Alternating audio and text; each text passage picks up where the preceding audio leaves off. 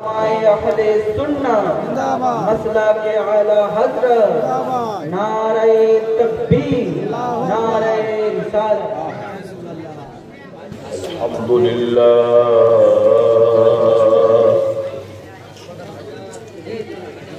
الحمدللہ رب العالمین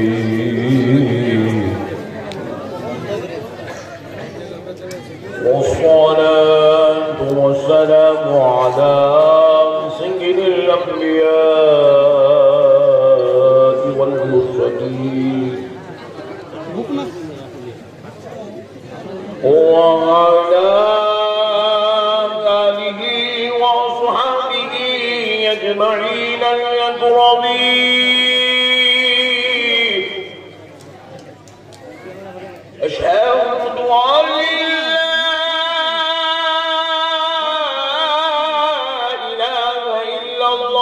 وحده لا شريك له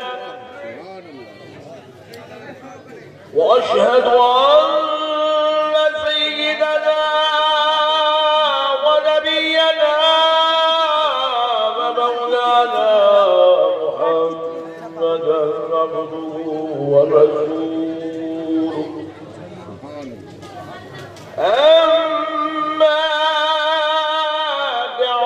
أعوذ بالله من الشيطان الرجيم بسم الله الرحمن الرحيم سبحان الله سبحان الله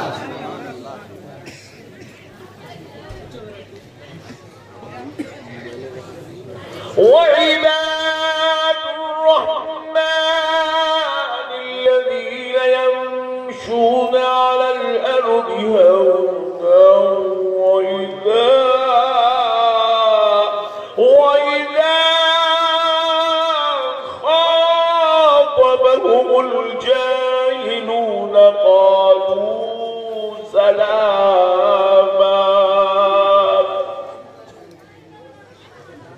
والذين يبيتون لربهم سجدا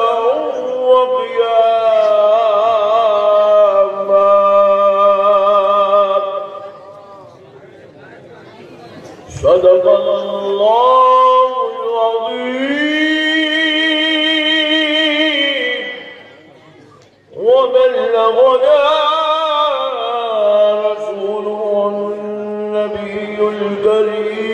الكريم ونحن على ذلك لمن الشاهدين والشاكرين والحمد لله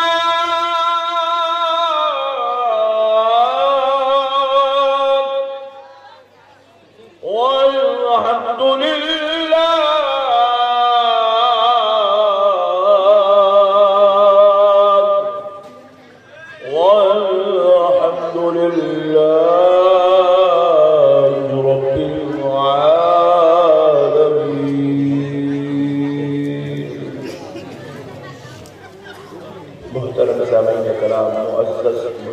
اور نوجوان ساتھیوں، یہ اللہ تبارک و تعالیٰ کا لاکھ شکر احسان ہے اور ان کے پیارے حبیب رحمت للعالمین صلی اللہ علیہ وآلہ وسلم کی لطف و عنایت ہے کہ آج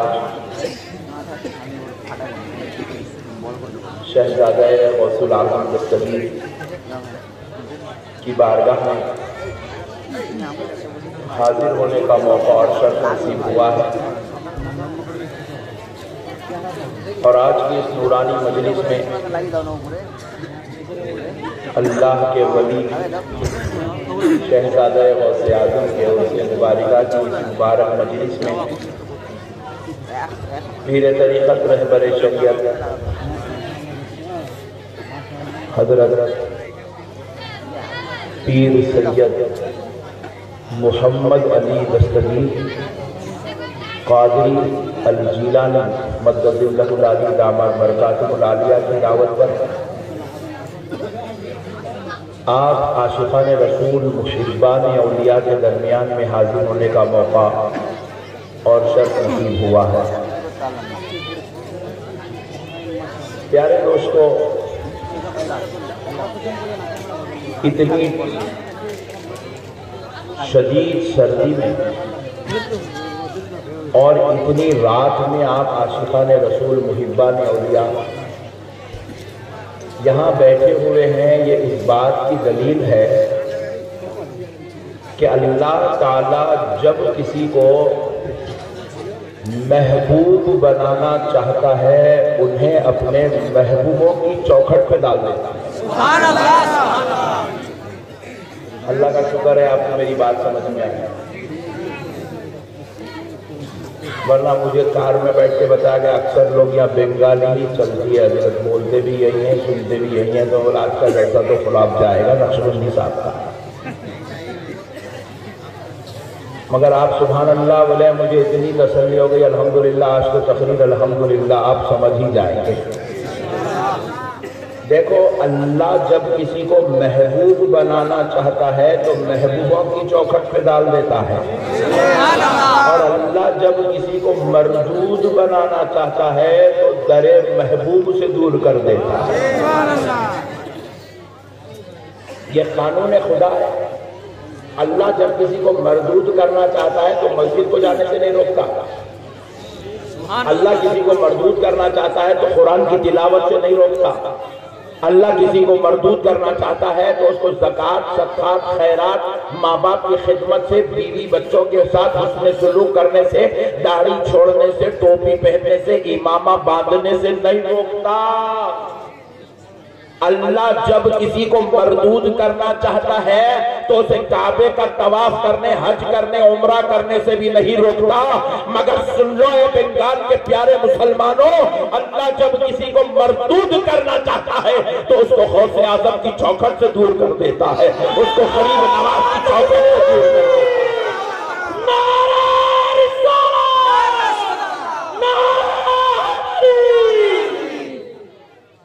اسے پاک کی چوکھٹ سے دور کر دیتا ہے، غریب نواز کی چوکھٹ سے دور کر دیتا ہے، محبوب الہی کی چوکھٹ سے دور کر دیتا ہے۔ اللہ جب کسی کو مردود کرنا چاہتا ہے تو حضرت دستگیر صاحب قبلہ رحمت اللہ علیہ کی چوکھٹ سے دور کر دیتا ہے، کیونکہ اللہ کا یہ بنایا ہوا نظام ہے۔ دیکھو رسول اللہ کیا فرمائے کہ میری امت میں 73 فرقے ہوں گے، بولے کتنے بولے؟ اس میں سے جنتی کتنے ہیں؟ سبحان اللہ، بہت پڑھے لکھے لوگ ہیں یار۔ اور جہنمی کتنے ہیں؟ سبحان اللہ، آج تقریر تو تم ہی لوگ کر لے رہے ہیں، مگر نظرانہ پورا مجھے لے لے دو۔ تو مسئلے کو سمجھو، 72 فرقے جہنم میں جائیں گے، ایک جنت میں جائے گا۔ سوال یہ ہے کیا وہ 72 نماز نہیں پڑھیں گے؟ ارے وہ ہم سے زیادہ نماز پڑھیں گے، ہم تو نماز پڑھیں گے، پیشانی پہ گھٹا نہیں آئے گا، اس کو تو پورا کالا چھمبا لگ جائے گا۔ وہ ہم سے زیادہ نماز پڑھے گا، نماز پڑھ کے بھی وہ دوزخ میں کیوں جائیں گے؟ کیا وہ روزہ نہیں رکھیں گے؟ وہ تو ہم سے زیادہ روزے رکھیں گے، پھر وہ دوزخ میں کیوں جائیں گے؟ کیا وہ حج نہیں کریں گے؟ وہ ہم سے زیادہ حج کریں گے، ارے وہ تو کعبے کی خدمت کریں گے، پھر دوزخ میں کیوں جائیں گے؟ ارے کیا وہ زکوٰۃ نہیں دیں گے؟ ارے وہ اتنی زکوٰۃ دیں گے کہ بینکوں کے بینک الٹ دیں گے، مگر پھر بھی دوزخ میں جائیں گے۔ کیوں جائیں گے؟ نماز پڑھ کے دوزخ میں جا رہا ہے، روزہ رکھ کے دوزخ میں جا رہا ہے، زکوٰۃ دے کے دوزخ میں جا رہا ہے، حج کر کے دوزخ میں جا رہا ہے۔ وجہ کیا ہے؟ تو جواب ملا، نماز تو پڑھے گا، روزہ، زکوٰۃ، حج تو کرے گا، مگر اس کا دل عشق مصطفیٰ سے خالی ہو کے رہ جائے گا، مگر اس کے دل میں غوث و خواجہ کی محبت نہیں ہوگی۔ تو رب نے بھی ڈیسائیڈ کر لیا جو میرے محبوبوں کا نہیں ہے وہ میری جنت میں رہنے کے لائق ہے۔ نعرہ رسالت، نعرہ حیدری، نعرہ تکبیر، نعرہ رسالت۔ یا رسول اللہ، ہم غریب ضرور ہیں، بددار نہیں۔ سبحان اللہ۔ ہمارے عمل میں کمی ہو سکتی ہے، خدا کی قسم ہمارے ایمان میں کمی نہیں ہو سکتی۔ ہم جو ہے مدینے سے دور ضرور رہتے ہیں، بنگال کا غریب مسلمان بار بار مدینے کو نہیں جا سکتا ہے، اور بعض تو اتنے غریب ہے کہ زندگی میں ایک بار بھی مدینے کو نہیں جا سکے گا، مگر خدا کی قسم اس کا دل ہمیشہ عشق مصطفیٰ میں تڑپتا ہوا نظر آئے گا۔ اور یہ عشق مصطفیٰ میں دل کا تڑپنا اس بات کی دلیل ہے کہ رب نے اسے جنتی بنانے کا ارادہ کر دیا۔ اللہ جس کو جنتی بنانا چاہتا ہے ان کو محبوبوں کے قریب کر دیتا۔ سبحان اللہ، سبحان اللہ، ذرا زور سے اور ذرا زور سے محبوبوں کے قریب کر دیتا۔ اچھا دیکھو، مردود کرنا چاہتا ہے تو محبوبوں سے دور کر دیتا۔ دلیل دے رہا ہوں، سن لو۔ اس کائنات میں ابھی انسان دنیا میں نہیں آئے، حضرت آدم کا جسد اقدس تیار کیا گیا، حضرت آدم کے جسم کو تیار کیا گیا، تخلیق عمل میں آئی۔ جیسے ہی حضرت آدم کا وجود عمل میں آیا، رب نے حکم دیا کس کو؟ ابلیس کو اور فرشتوں کو کہ میرے آدم کو سجدہ کرو۔ کون ہے آدم؟ محبوب خدا ہے، اللہ کے محبوب ہے۔ کہا میرے پیارے کو سجدہ کرو، میرے محبوب کو سجدہ کرو، میرے اس پیارے کو سجدہ کرو جو دنیا میں جائے گا، جس کے ذریعے سے اب بہت بڑی مخلوق انسان جو ہے دنیا میں آئیں گے، اور اب یہ سارے انسانوں کا باپ بن کر جائے گا، ابو البشر کہلائے گا۔ اب ذرا اس کو سجدہ کرو۔ تو ہوا کیا؟ قرآن بیان کر رہا ہے فَسَجَدَ الْمَلَائِكَةُ كُلُّهُمْ أَجْمَعُونَ إِلَّا إِبْلِيسَ۔ سارے کے سارے فرشتے سجدے میں چلے گئے، فرشتے سجدے میں چلے گئے۔ حضرت آدم کی تعظیم بجا لائے، حضرت آدم کا احترام کرے، محبوب خدا کی اپنی محبت کا اظہار کرے، محبوب خدا کا ادب کرے، محبوب خدا کی تعظیم کرے۔ الا ابلیس، سوائے ابلیس کے۔ ابلیس نے سجدہ بولیے سجدہ نہیں تھا، حقیقت میں وہ تعظیم تھی۔ ابلیس نے محبوب خدا کی تعظیم نہیں کی، احترام نہیں کیا، ادب نہیں کیا، محبوب خدا سے اپنے تعلق کو نہیں جوڑا، تو رب ذوالجلال کو جلال آیا۔ رب ذوالجلال نے دیکھا کہ میرے محبوب کی بے ادبی کر رہا ہے۔ حالانکہ ابلیس کیا کیا؟ حضرت آدم کے خلاف کوئی تقریر نہیں کیا، حضرت آدم کے خلاف کوئی مورچہ نہیں سنبھالا، حضرت آدم کے خلاف اس نے کوئی جو ہے جلوس نہیں نکالا، حضرت آدم کے خلاف اس نے کوئی جو ہے تحریک نہیں بنائی، مگر ہوا کیا؟ حضرت آدم کو سجدہ نہیں کیا، احترام نہیں کیا، حضرت آدم کی تعظیم نہیں کیا۔ حالانکہ کون ہے یہ ابلیس؟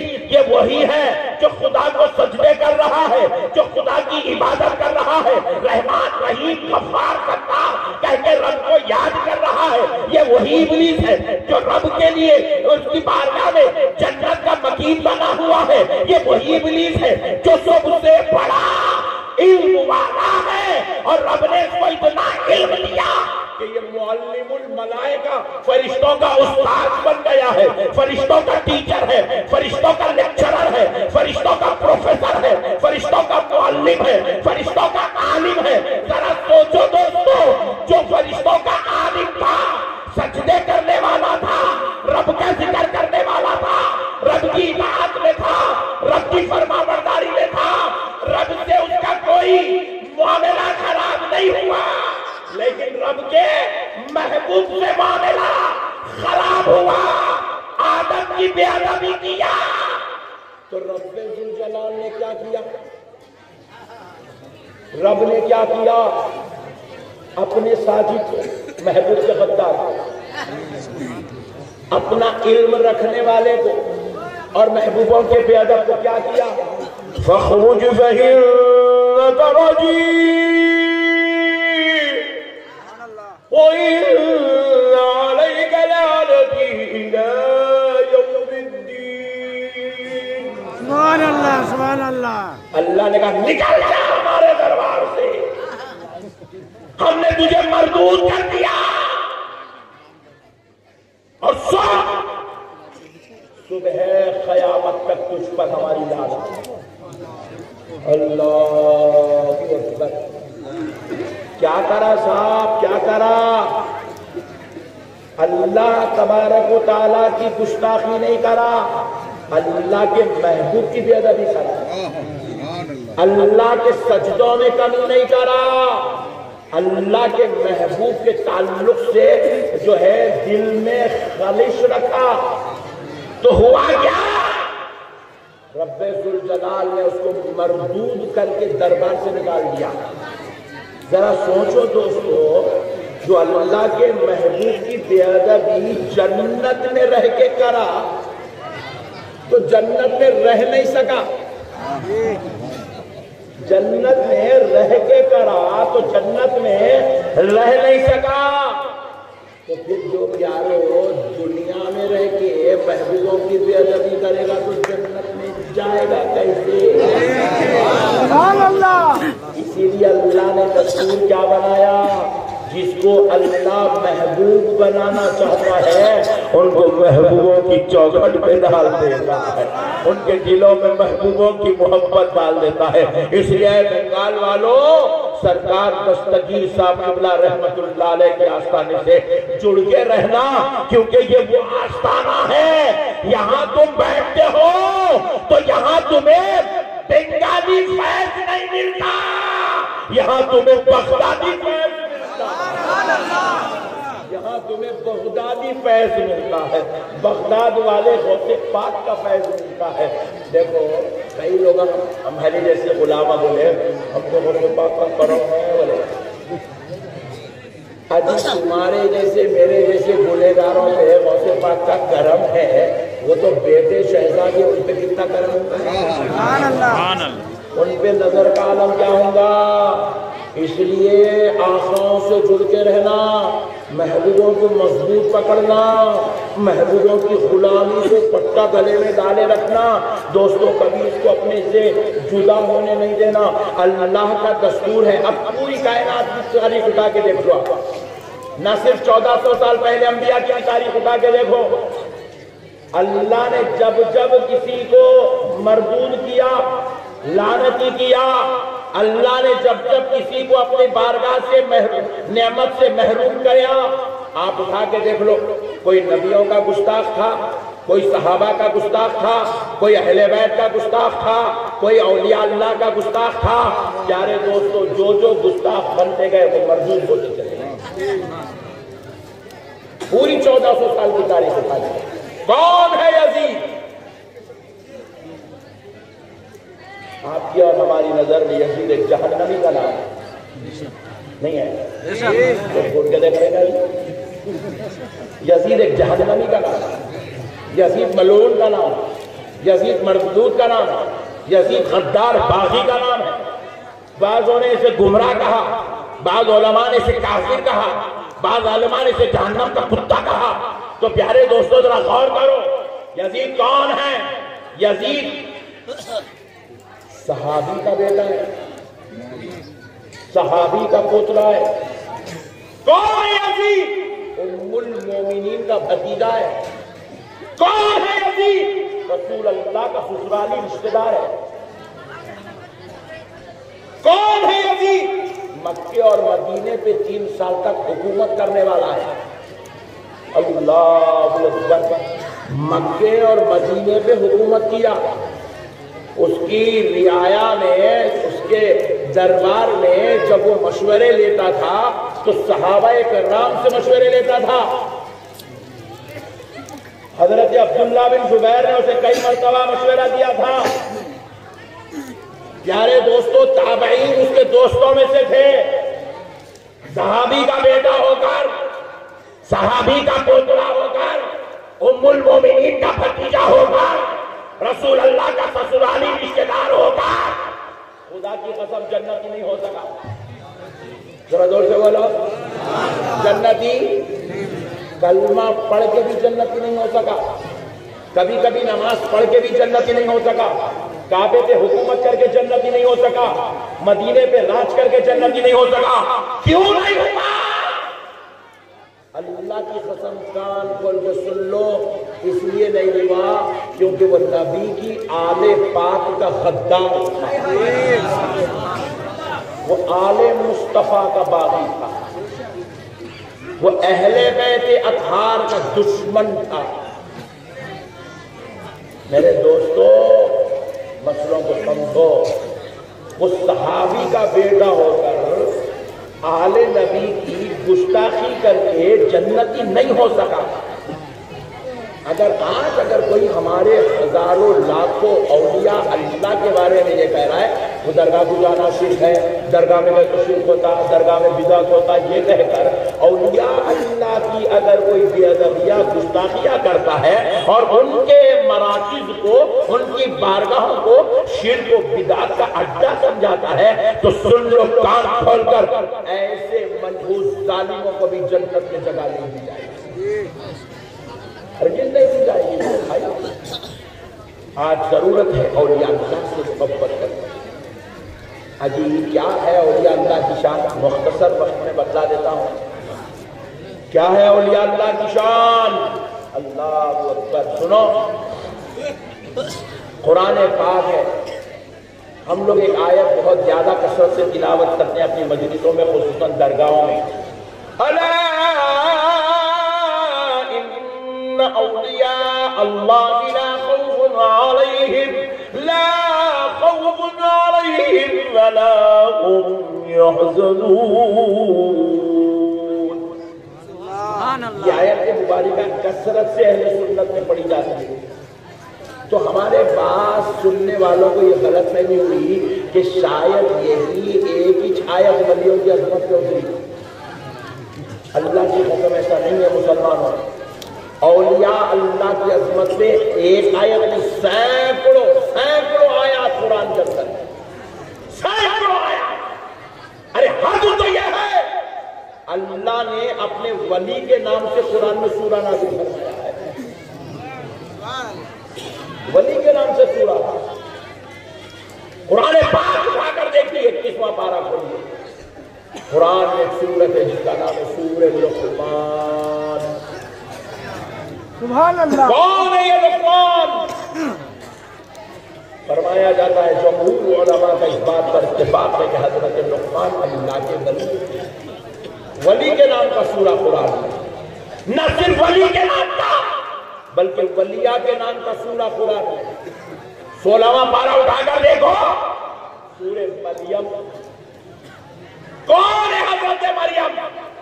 پیغمبر کی ماں ہے مگر خود پیغمبر نہیں ہے، کیونکہ کسی عورت کو پیغمبر نہیں بنایا گیا۔ کون ہے حضرت مریم؟ اللہ کی ولیاء ہے۔ نہ صرف ولی کے نام کا سورہ، ولیاء کے نام کا سورہ، بلکہ قرآن پاک اٹھا کے دیکھو، ولیوں کی آل کے نام کا سورہ قرآن میں ہے۔ آل محمد تو آپ نے نماز میں پڑھا، آل ابراہیم پر درود آپ نے نماز میں پڑھا، آل محمد آل ابراہیم کا تذکرہ بار بار سنا، مگر آؤ قرآن اٹھا کے دیکھو، آل ولی اللہ کے نام سے رب نے قرآن میں سورہ اتارا۔ قرآن کی بڑی سورتوں میں سے ایک سورت ہے جس کا نام ہے سورہ آل عمران۔ کون ہے حضرت عمران؟ اللہ کے ولی کی آل کے نام سے سورہ رب ذوالجلال نے قرآن پاک میں۔ نہ صرف اتنا بلکہ آؤ 15واں پارہ دیکھو، اللہ نے ایک اور سورت نازل فرمائی ہے، اس سورے کا نام ہے سورہ کہف۔ کیا ہے ذرا بولو؟ سورہ کہف۔ ارے یار اتنا ٹھنڈا یار، ذرا زور سے۔ سورہ کہف۔ سورہ کہف۔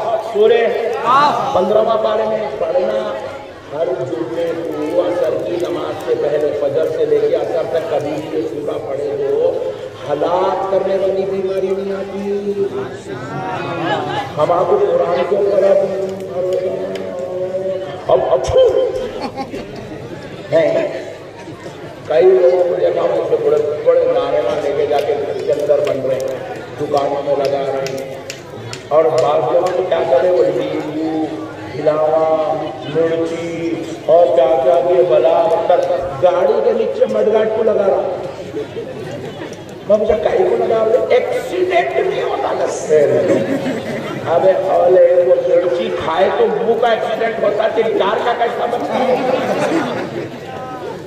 وہ غریب دیوانے فلسفے آ گئے ہمارے غیروں کے طریقے لے لیے مرچیاں لے کر ٹوپ لیتے بیٹھے ہوئے گاڑی کے نیچے چلا کیا کرا یا بمپر کو لال تاگا بنا ادھر کالا بنا پیچھے تھوڑا لال پیچھے کالا مطلب یہ کہیں کو بنا رہے سوتا گئے حفاظت کا تاگا ہے ابے اولے تو اتنا بڑا آدمیوں کی حفاظت نہیں کر سک رہا وہ تاگا کہاں سے حفاظت کرتا رہے میرے پیارے دوستوں عجیب و غریب مسائل ہمارے درمیان میں آ گئے ہیں یاد رکھو پیارے دوستوں پیارے مصطفیٰ جان رحمت نے ہمیں حفاظت کا طریقہ بتلایا ہے کہ حادثات سے بچنے کا طریقہ کیا ہے بیماریوں سے بچنے کا طریقہ کیا ہے وباؤں سے بچنے کا طریقہ کیا ہے بلاؤں سے بچنے کا طریقہ کیا ہے اب میں 1 گھنٹے میں یہ ساری چیزیں تو نہیں بتا سکتا مگر اس سے اگر سیکھنا ہو آؤ اپنے پیروں کی صحبت میں بیٹھو تمہیں یہ سارے طریقے نصیب ہو جائے آؤ پیروں کی صحبت میں بیٹھو آؤ نیک لوگوں کی صحبت میں بیٹھو یہ سارے طریقے تمہیں سیکھنے کو مل جائیں گے تو الغرض پیارے دوستو ہوا کیا سورہ کہف اللہ نے نازل کیا کہف کا معنی کیا ہے غار پتھروں کے بیچ میں جو بنی ہوتی ہے غار زمین کے اندر جو بنی ہوتی ہے وہ غار کا ذکر ہے اس کے نام سے اللہ نے قرآن میں سورت اتاری ہم پریشان ہو رہے ہیں اللہ مولا سورہ محمد بولے تو بات سمجھ نہیں تیرا محبوب ہے اس کے نام سے سورہ اتار رہا ہے سورہ ابراہیم بولے تو بات سمجھ نہیں تیرا خلیل ہے اس کے نام سے سورہ اتار رہا ہے سورہ مریم بولے تو بات سمجھ نہیں اللہ تیری قدرت کا جلوہ بن کر دنیا میں ظاہر ہوئی ان کے نام سے سورہ اتار رہا ہے بات سمجھ میں آئی لیکن اے اللہ یہ کہا غار کے نام سے سورہ تو بارگاہ الہی سے جواب آیا بندے خالی سورے کے نام پہ کیوں پریشان ہے تلاوت کر کے تو دیکھ لے مسئلہ حل ہو جائے گا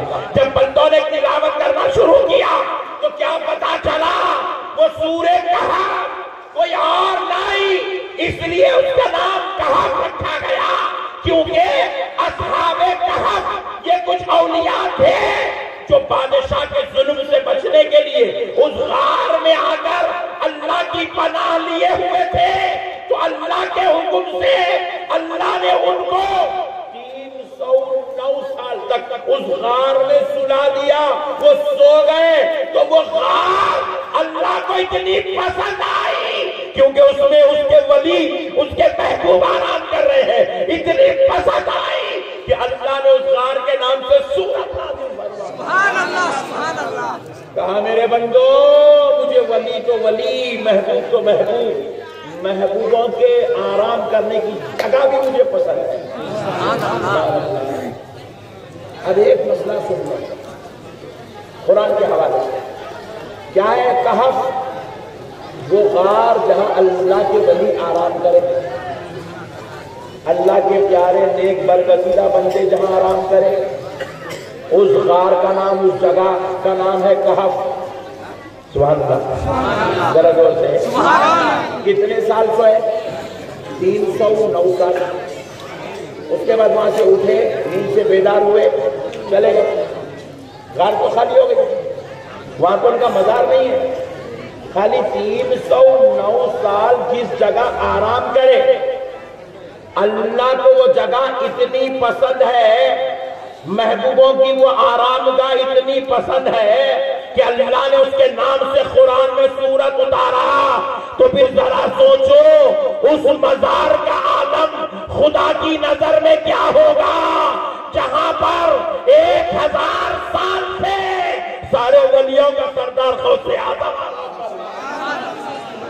اس مزار کا عالم خدا کی نظر میں کیا ہوگا جہاں پر 900 سال سے عطا رسول حفظ الولی خواجہ معین الدین چشتی حسن سلطنی سبحان اللہ اللہ اکبر اللہ اکبر یا رسول اللہ اللہ مسئلہ کو سمجھو نوجوانوں آج دین سمجھنے کی ضرورت ہے فتنے گلی گلی کوچے کوچے میں پھیل رہے ہیں، انتشار پھیل رہا ہے، اختلاف پھیل رہا ہے، ضلالت عام ہو رہی ہے، شرارت عام ہو رہی ہے، جھگڑا لڑنا فتنہ ہمارے اپنوں نے اپنی زندگی کا مقصد بنا لیا۔ ایسے دور میں ایمان کو سنبھالنا اللہ کی قسم یہ سب سے بڑی بات ہے۔ پہلے تو بھی دوسرے بازو والوں کے جلسوں میں جا کے بیٹھ کر گستاخی سننے کو ملتا تھا، ڈر ہوتا تھا اللہ اکبر کتنا خطرناک بیان کر دیا ہے۔ آپ گستاخی جا کے جلسوں میں مسجدوں میں بیٹھ کے سننے کی ضرورت نہیں ہے، فونوں پہ گھس کے اندر جیب کے اندر نکل جاتا ہے۔ فیس بک کھولے تو بازو والے مولانا کا بیان، یوٹیوب کھولے تو بازو والے مولانا کا بیان، وہ کھولے تو انسٹاگرام کھولے تو بازو والا مولانا، کوئی نعوذ باللہ غوث پاک کی گستاخی کر رہا ہے، کوئی غریب نواز کی گستاخی کر رہا ہے، کوئی رسول اللہ کے علم غیب کا انکار کر رہا ہے، کوئی حضور کے حاضر اور ناظر ہونے پر بحث کر رہا ہے، کوئی نعوذ باللہ لامکان تشریف لے جانے پر اختلافات کر رہا ہے۔ ایسے فتنوں کے دور میں، ایسے اختلاف کے دور میں خدا کی قسم مسلمانوں ایمان اسی کا سلامت رہتا ہے جس کو دامن پیر نصیب ہو جاتا ہے۔ پیر کا دامن تھام لو، پیر کا بولے تو پیر کا تھامو، منگل کا آپ کو سبحان اللہ، پیر بولے تو پیر کچھ پکڑنا، منگل بولے اپنے پاس منگل بہت ہے، منگل اپنے پاس بہت ہے۔ مارکیٹ میں اتنے خطرناک ہے، کھائے پتلے بڑے ہلو ہلو چھوڑ نکالا، فیس بک پہ وائرل ہو رہی، ولی مل گیا چھوڑ نکالا۔ میں بولا انہیں ولی نہیں ہوتا ہے، اچھا بڑا ہے ٹینشن نہ کرو یار۔ تو سنو، میں بولا ہوں ولی نہیں ہوتا، جادوگر ہے، جادوگر۔ پھولا نکالنا، یہ نکالنا، اس سے ولی کا کوئی تعلق نہیں۔ زور سے بولیے، ولی کہتے کس کو ہے؟ جس کا چہرہ دیکھو تو خدا یاد آ جائے۔ ولی کس کو کہتے ہیں؟ جو شریعت کا پابند ہوتا ہے۔ ولی کس کو کہتے ہیں؟ سبحان اللہ، یا رسول اللہ، یا علی، نہیں چھوڑیں گے، نہیں چھوڑیں گے۔ ولی کس کو کہتے ہیں؟ جو نمازوں میں نظر آتا ہے۔ ولی کس کو کہتے ہیں؟ جو مسجدوں میں نظر آتا ہے۔ ولی کس کو کہتے ہیں؟ جو غلاموں کو بلا کر ان کے قلب کو پاک کرتا ہوا نظر آتا ہے، انہیں خدا سے جوڑتا ہوا نظر آتا ہے، گناہوں سے توبہ کراتا ہوا نظر آتا ہے، دنیا میں فتنے مٹاتے ہوئے نظر آتا ہے، محبت و پیار اخلاص کی بات کرتا ہوا نظر آتا ہے۔ ولی کون ہوتا ہے؟ سنو دوستو، جس کے دل میں غوث اعظم کی محبت ہوتی ہے، جس کا تعلق غوث پاک سے بڑا مضبوط ہوتا ہے۔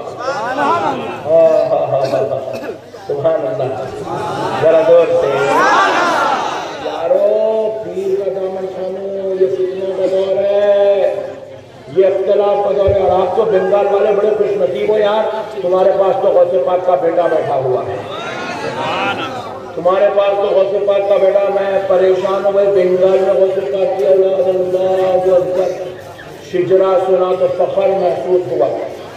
2 منٹ کی ملاقات ہوئی تو خدا کی قسم میرا دل چلا اٹھا، یہ سید ہی ہے۔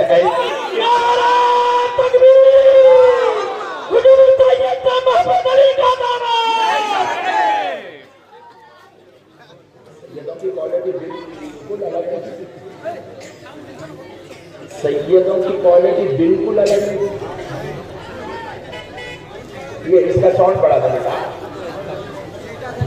ہاں سیدوں کی کوالٹی بالکل الگ رہتی۔ سبحان اللہ، پورے باغ میں گئے تو گلاب کا پھول کیسا پہچانے جاتا؟ پورے ہندوستانیوں کے بیچ میں میرے نبی کی آل بھی ویسے ہی پہچانے جاتی ہے، غوث پاک کا بیٹا بھی ویسے ہی پہچانا جاتا ہے، سیدہ فاطمہ الزہرا کی آل بھی ویسے ہی پہچانے جاتی ہے، علی المرتضیٰ کی اولاد بھی ویسے ہی پہچانے جاتی ہے۔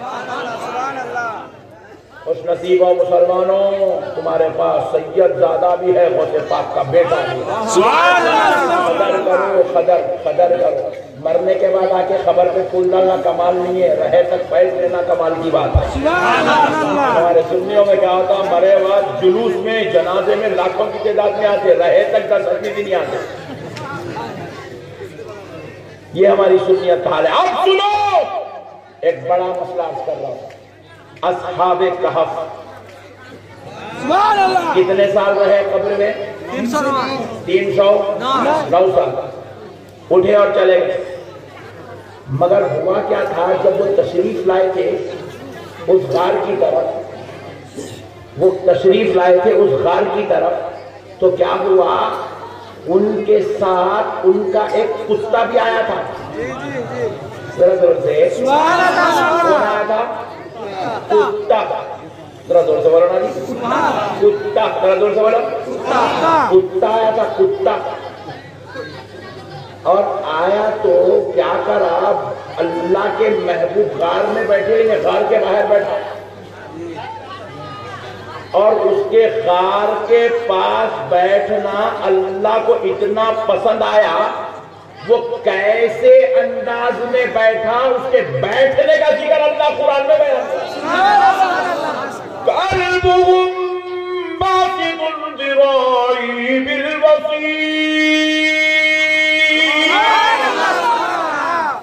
بازو والے کیا بولے، ہم غوث پاک کا ذکر نہیں کرتے، 11ویں نہیں کرتے، وہی نماز کا عرض نہیں کرتے، چھٹی نہیں کرتے، وہی نماز کا تذکرہ شرک ہے۔ اللہ کو معلوم تھا اللہ میں اتنے ڈینجر، اتنے خطرناک پیدا ہونے والے ہیں بلکہ، اسی لیے اللہ تعالیٰ کیا کرے، بولے میرے غوث کا ذکر نہیں کرتا، میرے غریب نواز کا ذکر نہیں کرتا، میرے امام اعظم ابو حنیفہ کا ذکر نہیں کرتا، بولے اچھا ادھر میرے ابو بکر شبلی جنید بغدادی کا ذکر نہیں کرتا، میرے بندہ نواز محبوب الہی کا ذکر نہیں کرتا، بولے ادھر بلکہ اللہ بازو والے کو بلائے کہاں؟ کعبے میں، کعبے کے سامنے کھڑا کر دیے، بولے پڑھا نماز، پڑھا رہے ہیں، اس کو شوق اٹھا سورہ کہف پڑھنے کا، پڑھتے پڑھتے پڑھ رہا ہے، کعبہ سامنے ہے، نماز پڑھ رہا ہے، قلبهم باسط ذراعيه بالوسيط۔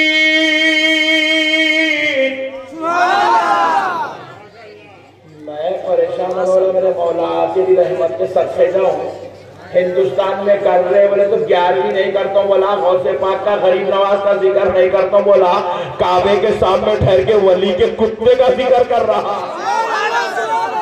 اللہ کہا میرے محبوبوں کا ذکر نہیں کرتا،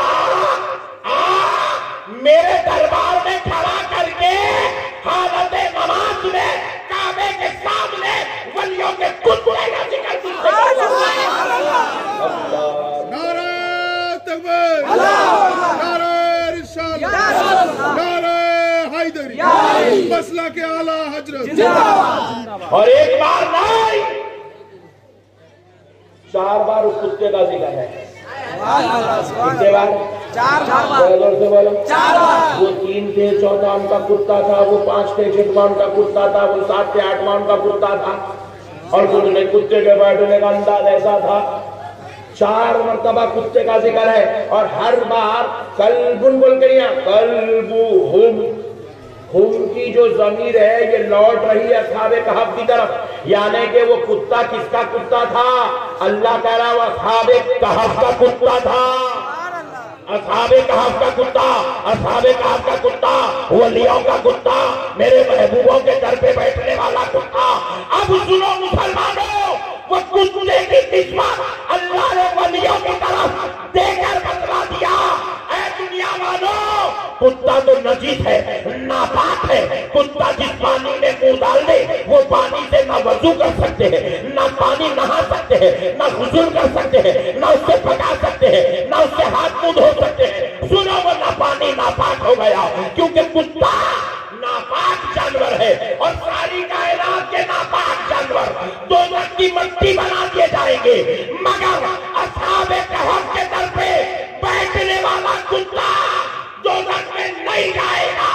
اللہ اس کو انسانی شکل و صورت دے کے جنت میں داخل تکبیر، نعرہ رسالت، نعرہ حیدری، سرکار سید صاحب غلام دستگیر کیا نام ہے؟